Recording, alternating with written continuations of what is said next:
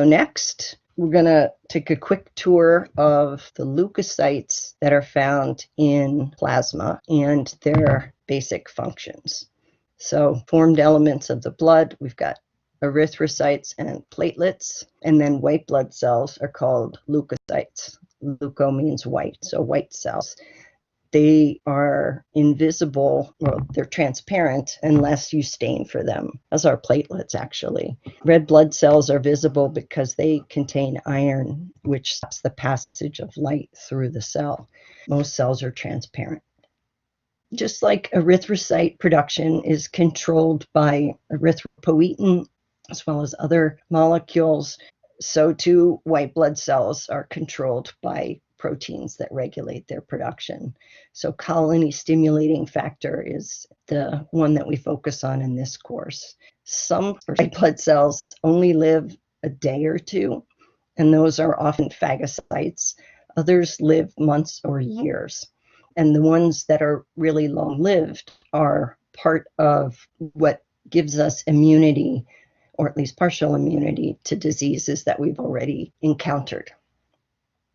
And as I said before, you can upregulate the production of white blood cells incredibly rapidly in response to an infection. So leukopoesis is, remember, poio is create, so it's the creation of white blood cells. Again, happens in red bone marrow. You have a multipotent stem cell that, when it divides, gives rise to another multipotent stem cell, or a myeloid progenitor or lymphoid progenitor. The myeloid progenitor gives rise to what are referred to as mast cells. Those are embedded in certain tissues. And then myeloblasts. So blast means bud, and you see that word root or that stem used a lot to describe cells that are involved in the early development of some structure. So myeloblasts can then, which are themselves a kind of stem cell, they can give rise to another myeloblast or to a basophil, which is the cell all the way on the left, to neutrophils, which are the ones with the crazy looking nucleus, to eosinophils, which are the ones that have sort of the reddish orange cytoplasm, and then cells that are called monocytes. And monocytes are what you see in the bloodstream. But once they leave the bloodstream, they differentiate, they change their gene expression, and they become macrophages, which, remember, means big eaters. So these guys are going to be one of the main types of phagocyte. On the lymphoid side, we've got natural killer cells, which do exactly what it sounds like they do. And then we have lymphocytes. Lymphocytes can become either T cells, right, which are going to head off to the thymus for college and graduate school, or B cells, which are going to stay in bone marrow and to go to college and grad school. Circulating B cells can, after they're activated, turn into what are referred to as plasma cells. And those are the cells that generate tons of antibodies. Okay, general information. White blood cells, or leukocytes, they're much larger, in general, they're much larger than red blood cells, although some lymphocytes are only a little bit bigger. They all have a nucleus, unlike red blood cells. We find them in the plasma as well as in tissues. We have to stain to see them, and that the kind of stains that are used can color the cell because there's electron compatibility between some component of the cell and the dye molecule. We don't have nearly as many blood cells, and if we did, boy, are you sick.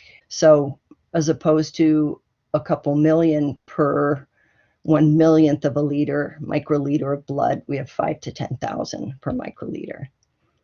So the 5 that we really focus on are neutrophils, eosinophils, basophils, monocytes, and then lymphocytes. So we're going to go through each of those in turn. I'm going to show you a little movie that sort of shows the white blood cell doing its thing for each one. You can come up with a classification scheme based on how something looks versus what it does. If we're looking through the microscope and we're coming up with a classification scheme based on that, we split leukocytes into granular and agranular leukocytes. So granular leukocytes look like they have granules inside them. Those granules are in fact vesicles. So they have so many vesicles inside that it looks like they're full of gravel almost. And those include neutrophils, eosinophils, and basophils. Now,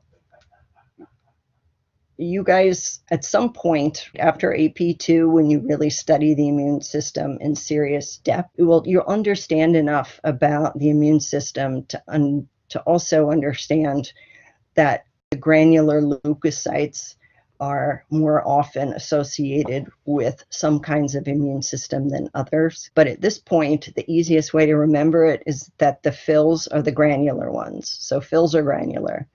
And phil means like or love, just like hydrophilic or hydrophobic. Neutrophils are called that because they take up pH neutral stain very well. Eosinophils take up eosinophilic acid stains really well. Basophils, you guessed it, take up basic stains really well. The agranular leukocytes, we always say they do not have noticeable granules, except that until you're really used to looking at blood smears, the cytoplasm does look vaguely granular, especially if you can't use the 100x objective on a microscope. So keep that in mind.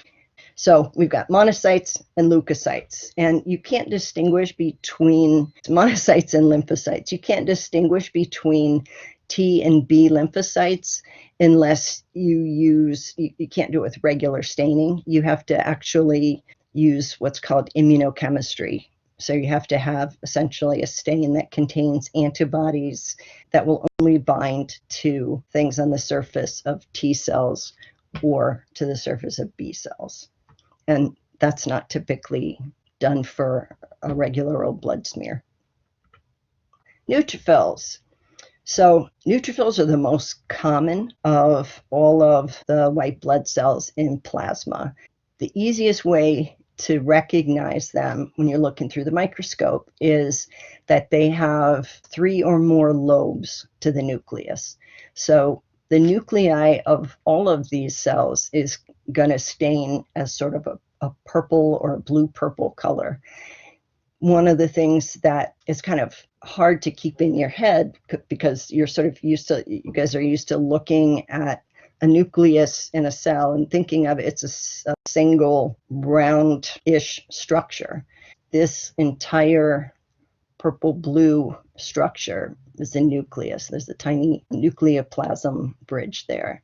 And you can see it much more easily in this fabulous illustration over here. You can see the granules as well, right? You can't see the granules particularly well in neutrophils. These guys don't live for long, and they are involved primarily in what's referred to as nonspecific immune response. It's not completely nonspecific in the sense that your neutrophils aren't going to attack your own cells, but they don't have the ability to hone in on a super specific characteristic of the pathogen in the way that lymphocytes can.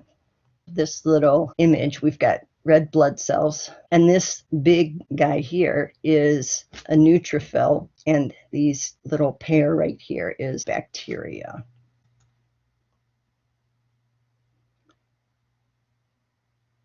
And this is it's time-lapse video. It looks as though the bacteria is running away, but in fact, as far as we can tell, they tumble randomly rather than running away.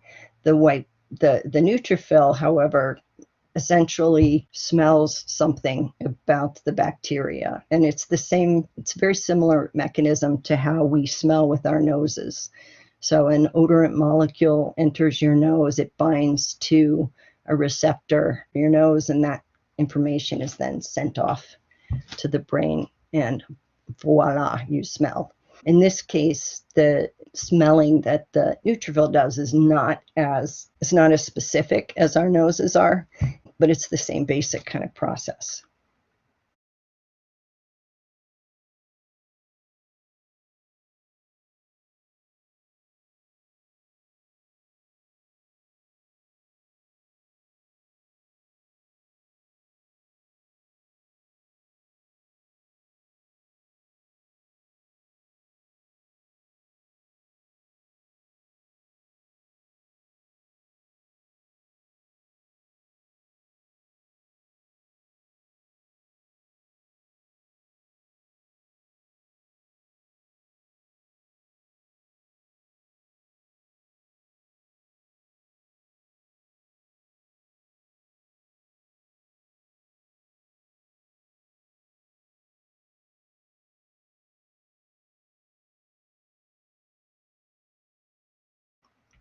Eosinophils and basophils we don't have a lot of. And when you see a whole lot of them in a particular area, it can be the case either that the person has a parasitic infection or that they're having an allergic response, because they're involved in both.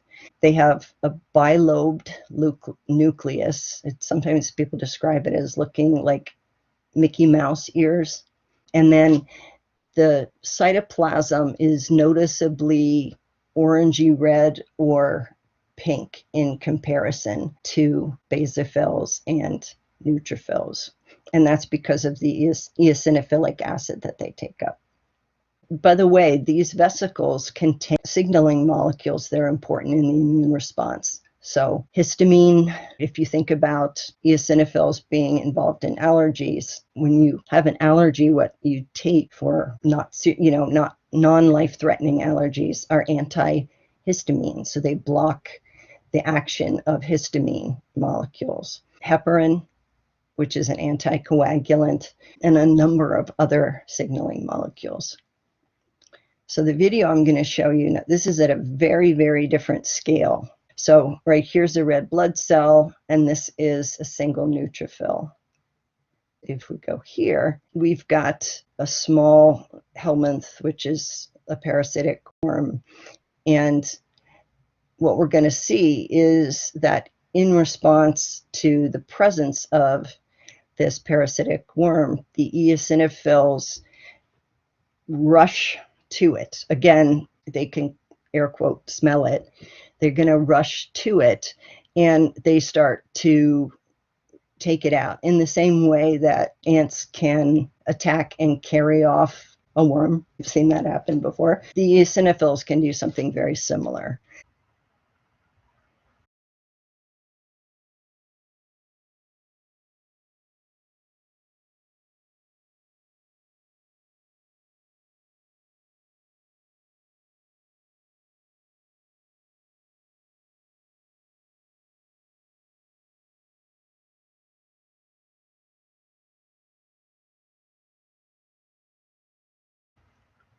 Next, we have basophils. These are the least common, so they're hard to find when you're looking at blood smears. They have a U-shaped nucleus. Can sometimes, depending on how the cell is oriented in a slide, it can look sort of like it has two lobes, but it's never lobed in the same way that you have with the eosinophil. The cytoplasmic granules are very, very dark and sometimes actually make it difficult to even tell that there's a nucleus there. So basophils are important in inflammation. So their vesicles, they have heparin, which is an anticoagulant. They have histamine, which causes our blood vessels to dilate, and that then makes capillaries a little bit more leaky, which allows the white blood cells to move out of the bloodstream and into the tissues where an infection is. And these guys can also do phagocytosis. The scale in this one, we've got some red blood cells here, and what we're looking at is a basophil. We're going to see the vesicles exocytosing.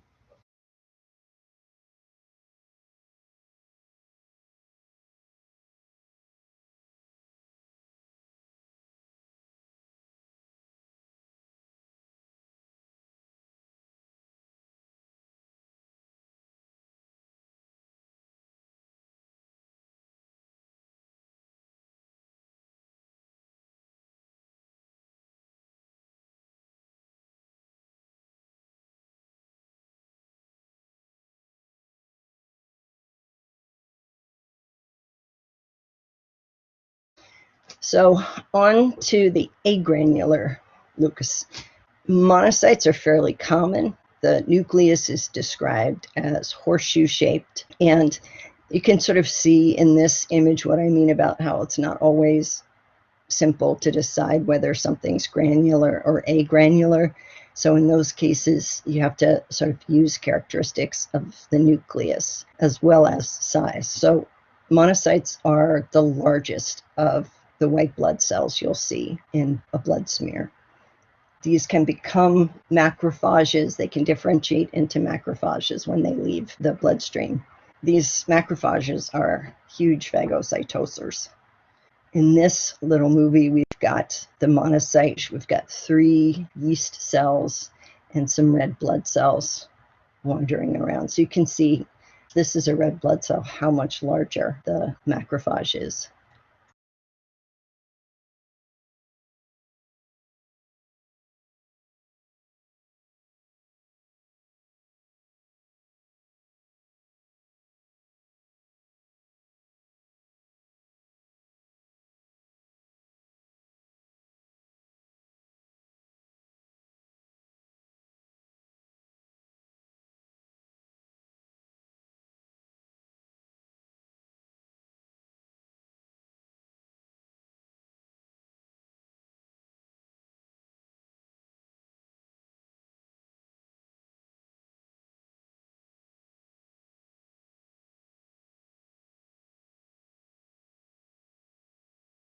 And hopefully you can, if you connect this to the cell biology we talked about, you can see why cells that do phagocytosis, white blood cells that do phagocytosis, are going to have lots of lysosomes. Because once they have ingested, right, once they've endocytosed something like a yeast or a bacterium, they have to kill it and then deal with the pieces. So you have a phagosome, which is the name for the vesicle that, in this case, each yeast is in. And then lysosomes, which are much smaller, would fuse with the phagosome to make a phagolysosome. And that will then kill and take part whatever the pathogen is. And then my personal favorite, monocytes. So these are fairly common, not as common as neutrophils, but fairly common. And they have a very large oval or round nucleus, so much so that sometimes all you see is a very thin rim of cytoplasm around the outside. If you think, well, how can you tell the difference between a lymphocyte and a basophil? Number one, you are so much less likely to see them because they're the rarest in a blood smear. And also, they'll be much darker because of the way the stain is taken up. And you'll almost always, with the lymphocyte, see this little crescent of cytoplasm. So these lymphocytes can be T cells or B cells. And in this image, what we're going to see is, and listen to, is a description of lymphocyte homing. So in the bottom of the screen here, first of all, this is a fish. Zebrafish are transparent, which make them a favorite model organism for studying a lot of different biological processes. Yes, they're fish, but fish animals, and we're animals, and we're all eukaryotes. So you can learn a lot from studying any eukaryote about human biology. All right, I'm going to let her talk us through the rest of this. To visualize lymphocyte homing to a site of injury, a zebrafish larva was anesthetized and its fin pierced with a needle to introduce a small wound. A vein is seen at the bottom of the frame. Because the fin is very thin and transparent, we can watch directly as lymphocytes crawl out of the blood vessel and migrate towards the wound. They are attracted there by chemicals released from damaged cells, invading bacteria and other lymphocytes. In a zoomed-out view, we can appreciate that lymphocyte invasion is restricted to the wounded area. The static cells that are dispersed in the connective tissue are fibroblasts. In these movies, 60 minutes of real time are compressed into 15 seconds. So the same thing happens in our skin. You know, if you get a splinter or if you scrape the surface of your skin, you're going to have lymphocyte homing. More generally, leukocyte homing, because neutrophils and macrophages will do the same.